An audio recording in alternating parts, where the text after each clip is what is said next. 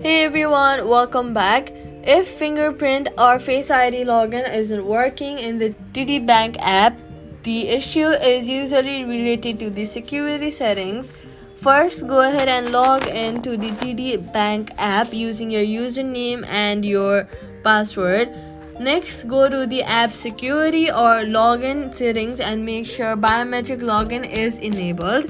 Next, check your phone system settings and confirm that your Face ID and fingerprint is set up correctly. Go to your settings, then go to Face ID and passcodes.